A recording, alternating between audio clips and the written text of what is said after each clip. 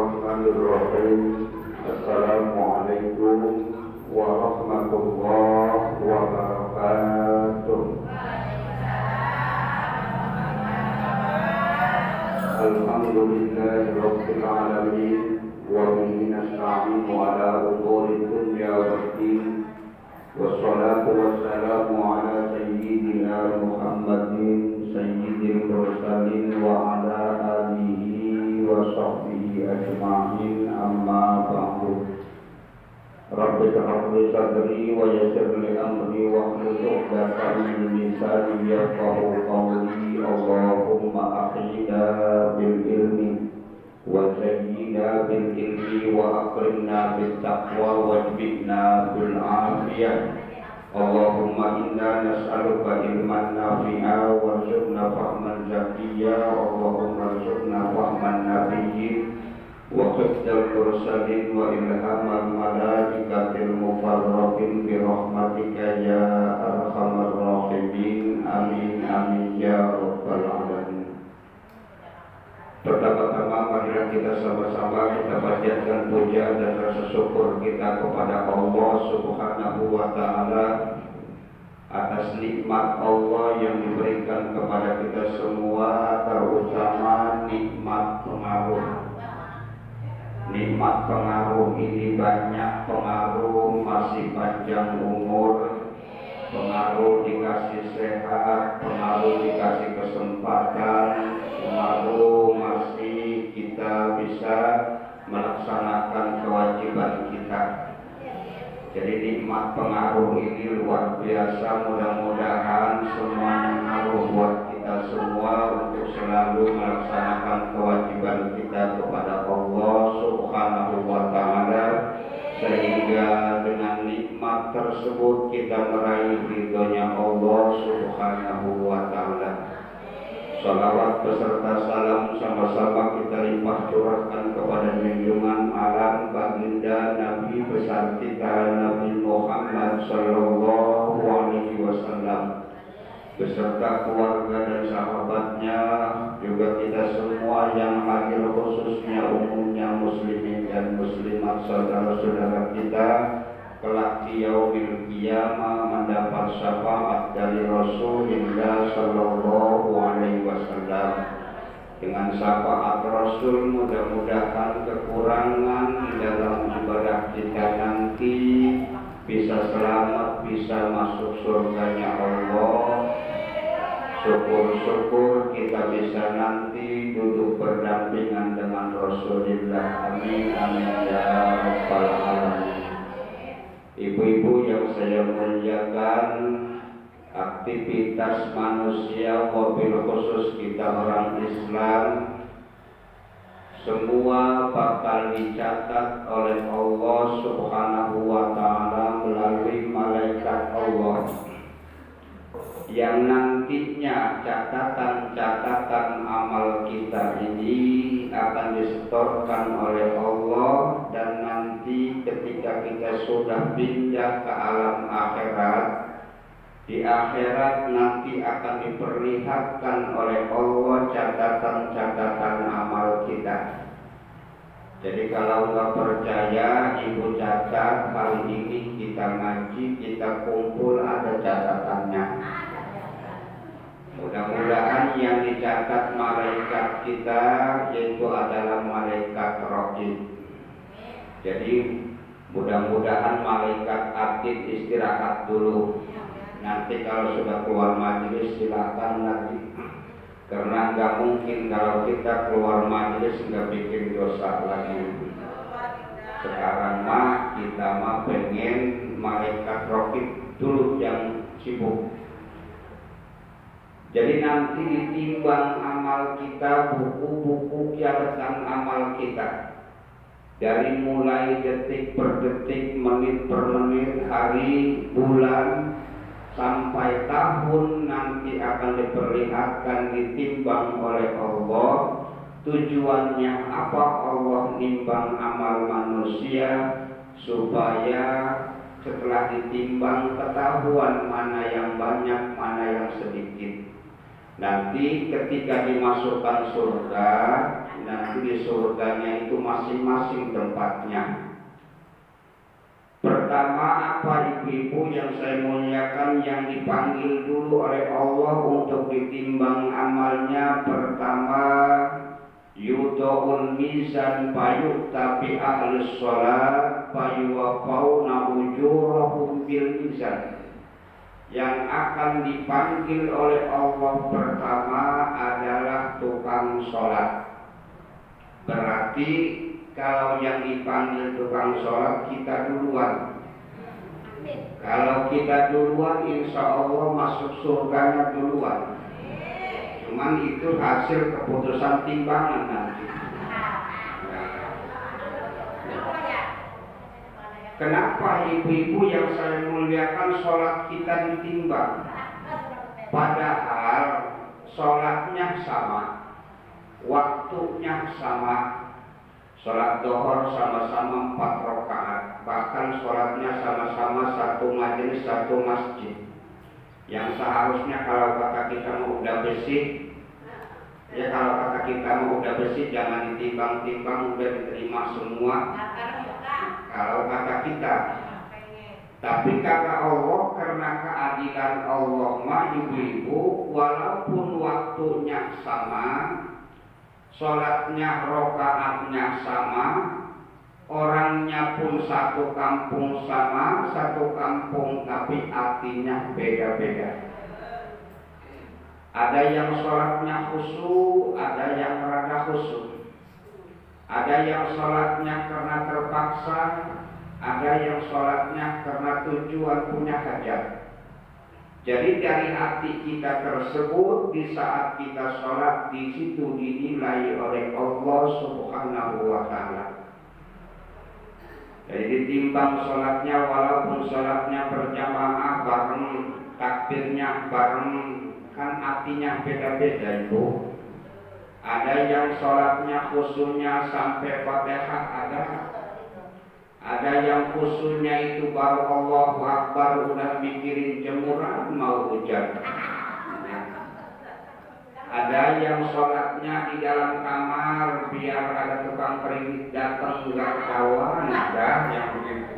Sholatnya sama, ya, tapi artinya beda-beda. Artinya beda-beda. Nah, setelah ditimbang amal sholat kita, udah ketahuan ibu-ibu yang saya muliakan, baru dikasih pahalanya. Contohnya begini aja ibu-ibu yang saya muliakan, kita nyeblok panen, habis panen kan kita disintok, terus diangkut.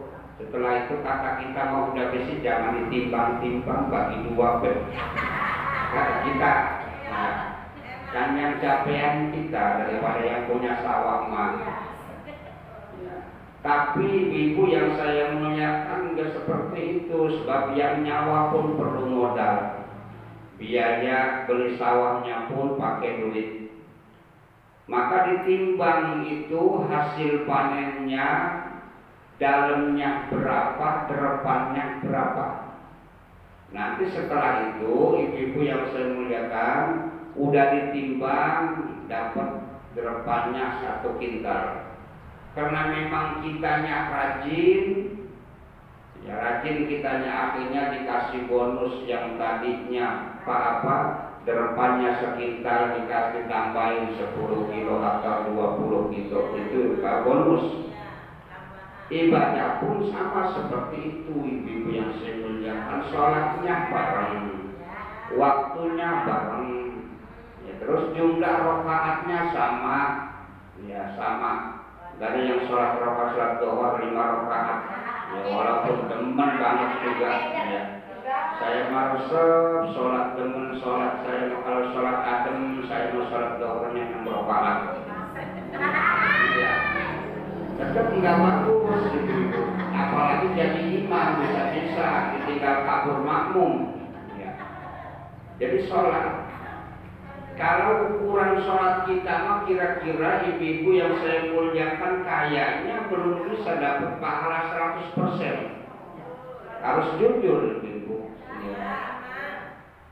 Barangkali paling 50% masih bagus sholat kita ketika ditimbang dapat pahalanya itu 50% bagus. Ada yang 10%. Dari 100 10% dapatnya. Itu juga masih bagus, masih dapat. Berarti masih dapat derepan.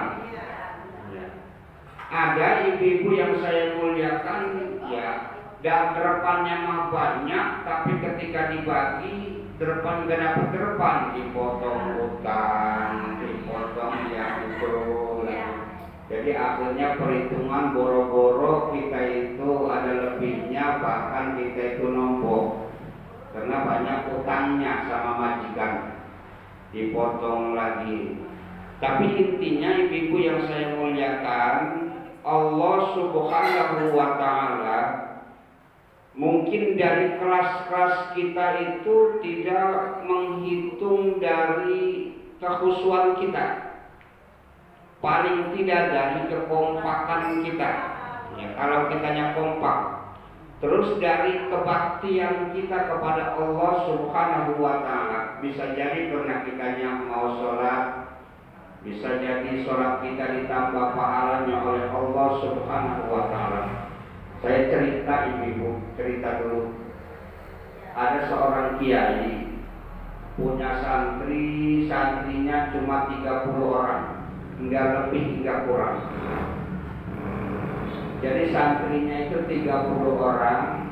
Di antara santri yang 30 itu ada seorang santri yang oleh kiainya kata kiai, "Ceng, kamu mau udah jangan ngaji lah, jangan ikut ngaji sama abah, jangan ikut ngaji sama teman-teman, udah Aceh mah di pondok, udah tugasnya nyuci baju abah aja, udah itu masak, nyuci baju, kalau ada yang kotor baju abah cuci." Siapa? Kata santri yang satu, yang 29 ngaji semua, tiap waktu pagi ngaji, siang ngaji, sore ngaji. Setahun 2 tahun itu tugasnya nyuci, belum pernah ngaji bisa, belum pernah ngaji. Sampai-sampai teman-temannya itu kadang-kadang diledek sama temannya, asal mau ngaji dia bawa baju, lagi nyapir, giles-giles terus. Ya namanya itu ya teman makan begitu. Ya. Dia tetap patuh sama kiainya, nyuci, masak, udah begitu aja. Setahun 2 tahun sampai 10 tahun enggak pernah ngaji bisa.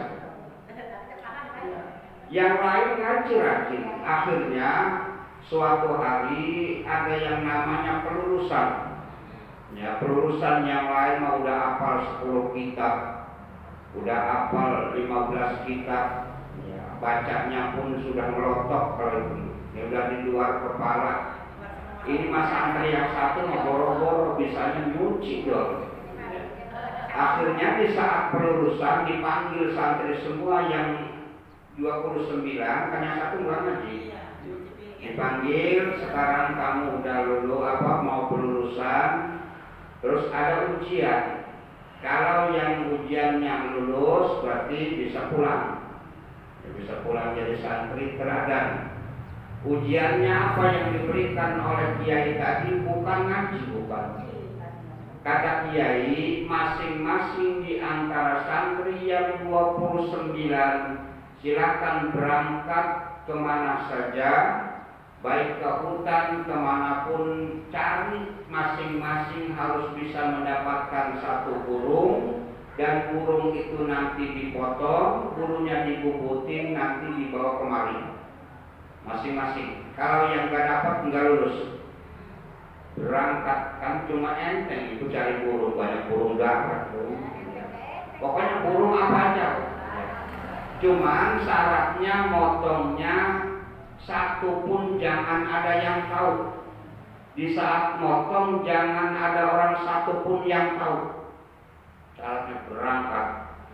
Itu santri yang 29 ada yang ke hutan, ketika dapat itu burungnya dipotong, nyari tempat yang sepi biar gak ada yang tahu.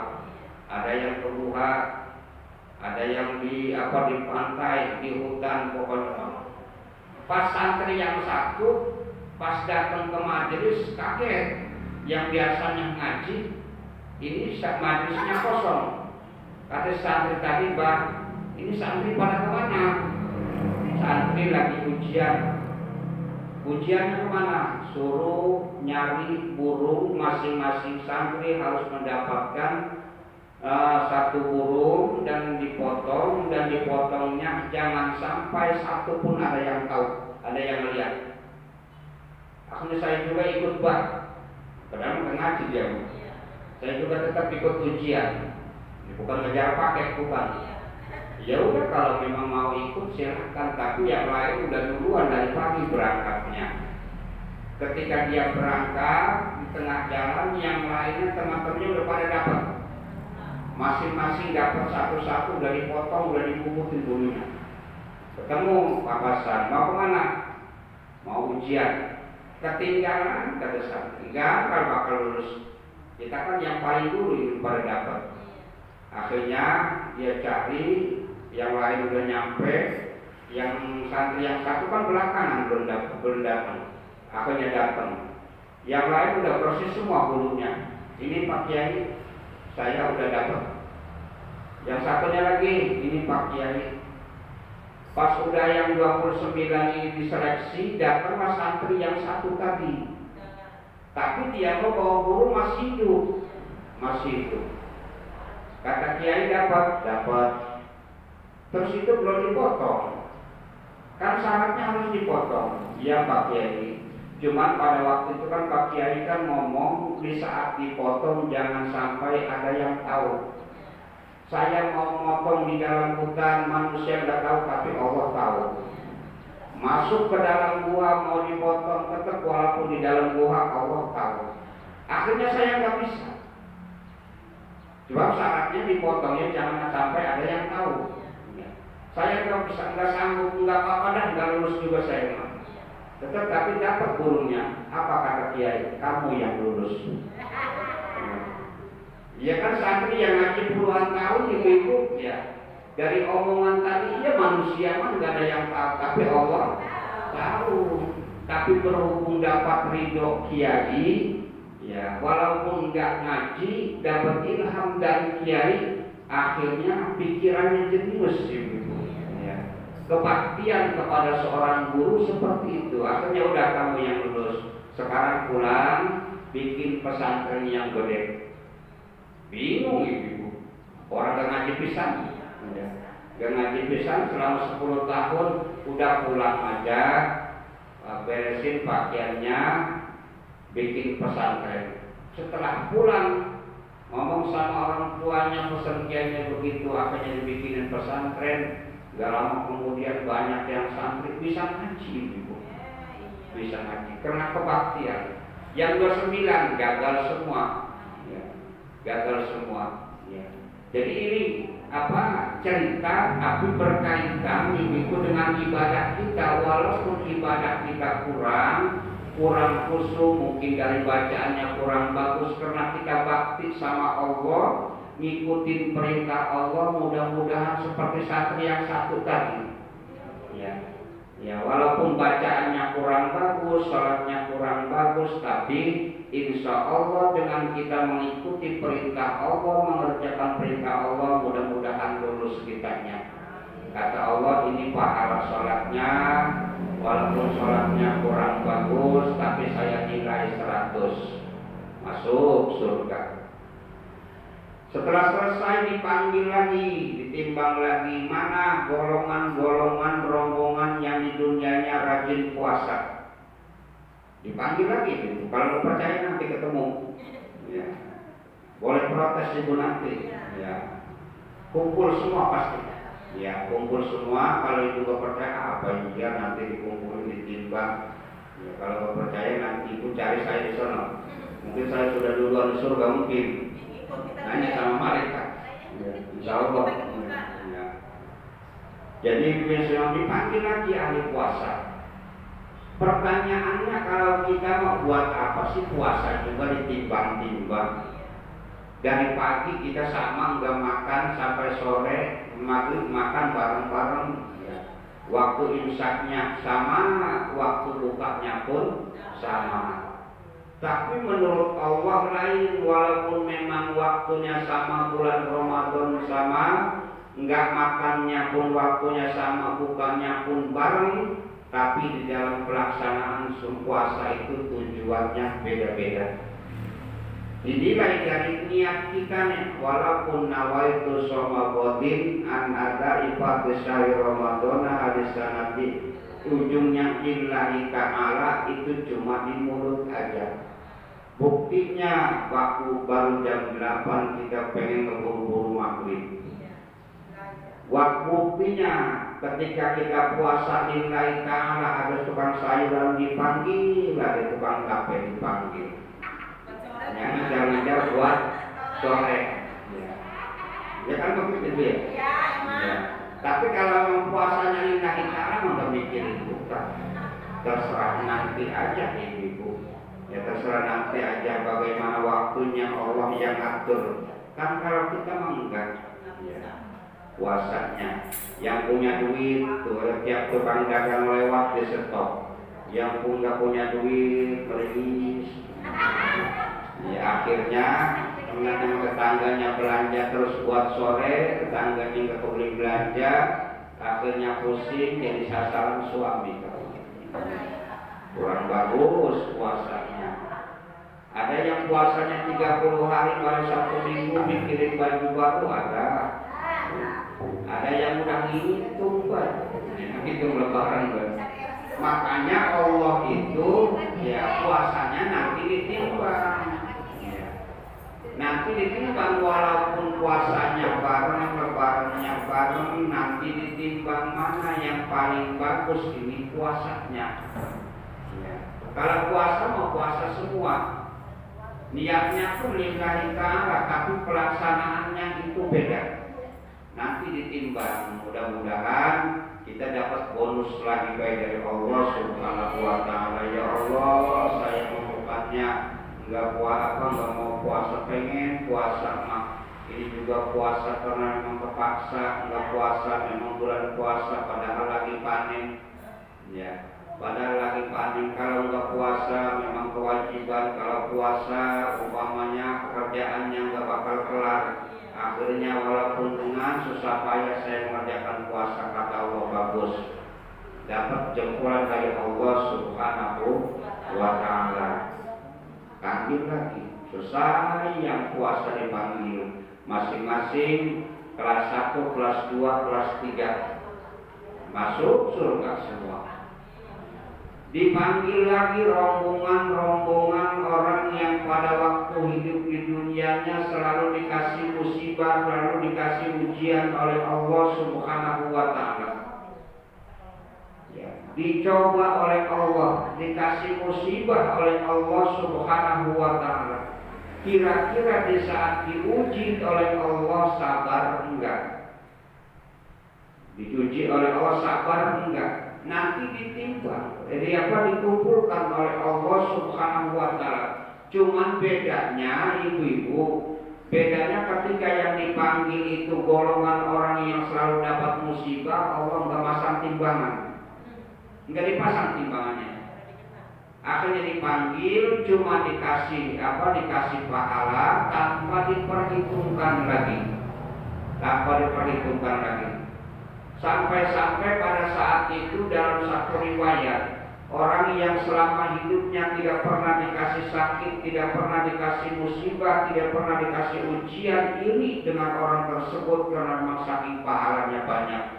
Ngomong sama teman, ya Allah, kalau tahu pahala sakit itu pahalanya besar, ya kalau tahu pahalanya besar, ya saya dulu pengen sakit terus. Karena kan nggak mau, karena memang nggak tahu pahalanya. Ya Allah, tetangga saya pahalanya luar biasa, dikasih tempat istimewa karena dia mah hidupnya selalu dikasih ujian oleh Allah. Sebentar-bentar ujian, tapi dia sabar menghadapi ujian, pada akhirnya berbuah. Sekarang ditempatkan oleh Allah tanpa dihisab lagi. Andaikan saya tahu ujian itu bakal mengangkat derajat, mungkin saya dulu pengen diuji terus. Tapi kenyataannya di saat dikasih musibah kita kadang-kadang kehilangan dosa. Padahal dosa kita sangat berkabur. Ya.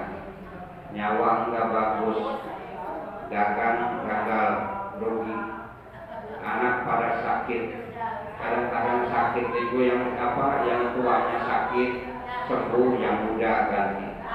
Kadang-kadang suaminya sakit, istrinya sehat, suaminya sehat ganti istrinya. Kadang-kadang kita bingung, ya Allah, kenapa musibah ini ya? Kalau datang sini berganti. Ya. Kadang-kadang seperti itu.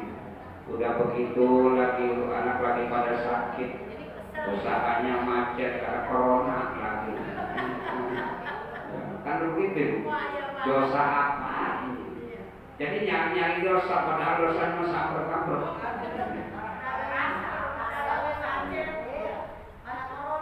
Jadi kalau orang dikasih musibah, ibu-ibu nantinya gak dihisab lagi di akhiratnya. Gak dihisab lagi, langsung dipanggil suruh masuk surga. Kira-kira ibu-ibu milih apa, pengen langsung apa proses dulu? Kalau tahu di dunianya musibah mulu. Artinya enggak, di akhiratnya itu ketika dipanggil yang lain ditimbang amalnya, dia hisab, dia langsung dipanggil, diantarkan oleh malaikat masuk surga langsung, gak ada pertanyaan hisab. Cuma syaratnya sakit terus di dunianya, kena musibah terus di akhiratnya dari dunianya. Ya kan orang ini sini begitu. Jadi orang yang selalu kena musibah mah sabar, ya, sabar itu nanti di akhiratnya itu masuk surganya enggak ditanya lagi, langsung suruh masuk. Cuma di dunianya, kan repotnya kan begitu di dunia. Jadi pengen nyaman di dunianya sehat, jadi akhiratnya langsung masuk surga, enak amat.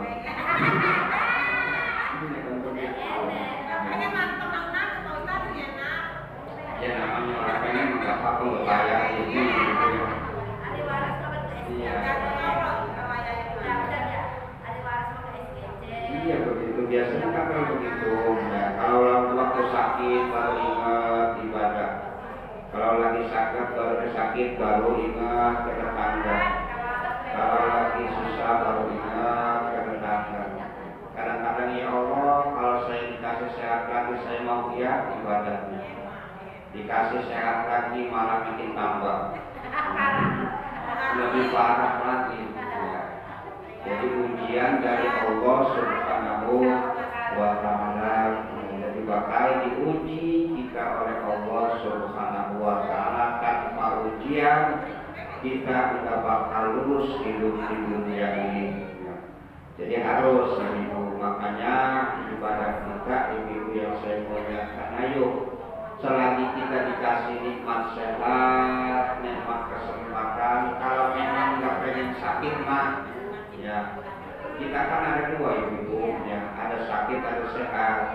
Ya yang sakit tadi pahalanya langsung masuk surga, yang sehat proses. Kalau kita dikasih sehat, nggak mau sakit, ya ibadah yang rajin, kan nikmat. Ibadah banyak dulu, ibadah banyak. Enggak harus colak banget ya. Bahkan kalau kita hidupnya cuma ibadah terus, usaha enggak mau, Allah benci. Allah bakal marah, Allah bakal benci sama hambanya yang ibadah terus lupa dengan urusan dunia. Makanya di Al-Quran pun wabtaghi fima ataqallahu wad-darul akhirah wa la tansa nasibaka minad dunya. Ya, silakan cari ya apa karunia dari Allah Subhanahu wa Ta'ala untuk urusan akhirat, wa la tansa nasibaka minad dunya, tapi jangan lupakan bagian dunia. Sebab tanpa dunia kita tidak bakal ibadah. Kalau kita hidup ibadah terus, ibu-ibu, urusan dunia berantakan. Ya itu ngaji terus nggak pulang-pulang. Suami dari masakin, anak dari masakin. Kira-kira pulang-pulang dipuji aku dimarahin? Marah, kan padahal kita lagi ibadah kan? Ya. Dan harus terus. Bahkan sehari itu 5 kali khatam. Tapi kita lupa kewajiban kita sebagai ibu rumah tangga. Ya rumah berantakan lagi pulang. Ya boro-boro ngasih kopi. Airnya pun nggak ada, masih berantakan. Pas pulang dari mana habis ngaji berangkat jam berapa? Jam 8, pulang jam 5 sore. Iya ini begitu. Di soalnya apa yang ngaji lah, kadang harus berapa kali khatam, 5 kali khatam. Bukan alhamdulillah suaminya mati, udahlah jangan lagi.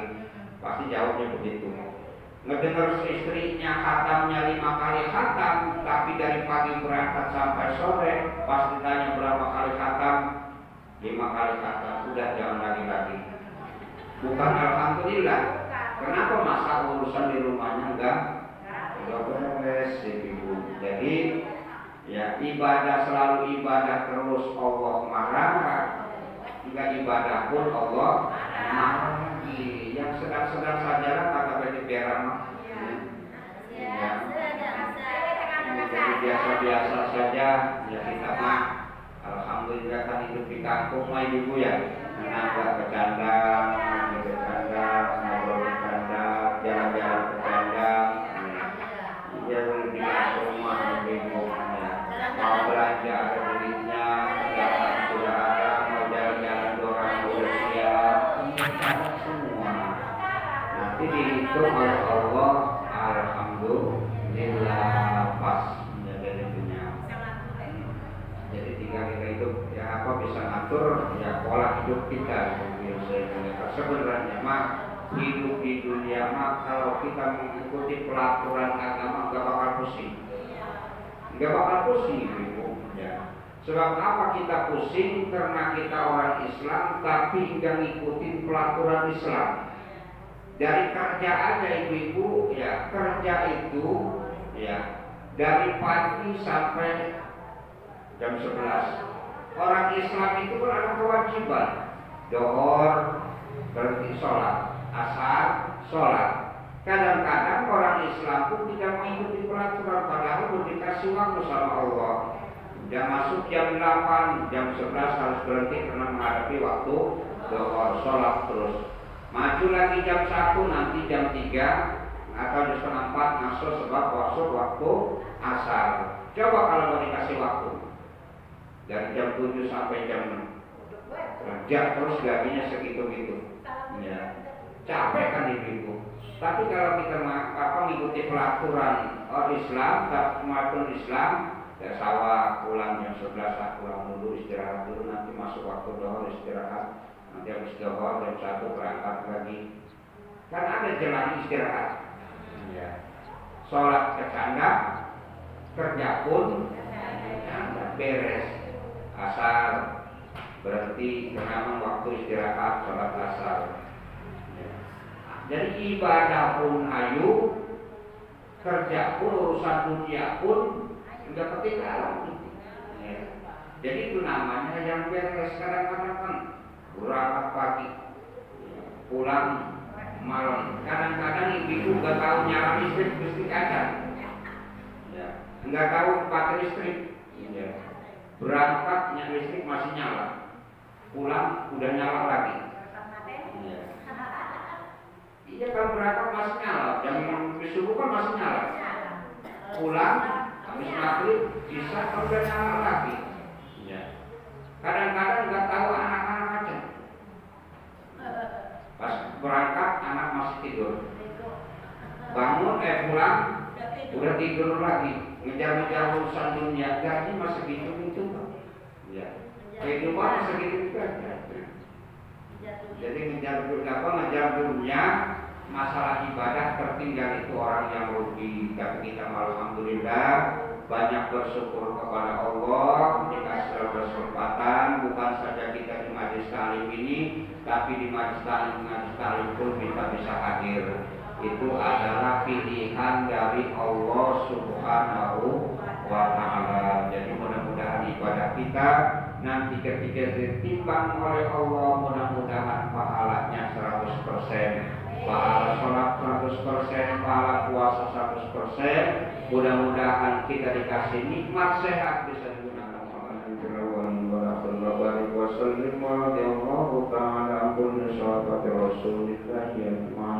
Amin amin ya rabbal alamin. Hamdan amin hamdan syakirin hamdan yuafi ni'amahu wa yukafi mazidah. Ya Rabbana tarhamna kama yanbaghi li jalali wajhikal karim wa 'azimi sultan. Allahumma lana dhunubana wa shifna qurbatana bi rahmatika arhamar rahimin. Rabbana taqabbal minna innaka antas samiul 'alim wa tub 'alaina innaka antat tawwabur rahim. Rabbana atina fid dunya hasanah wa fil akhirati hasanah wa qina adzabannar. Subhana rabbika rabbil izzati amma yasifun wa salamun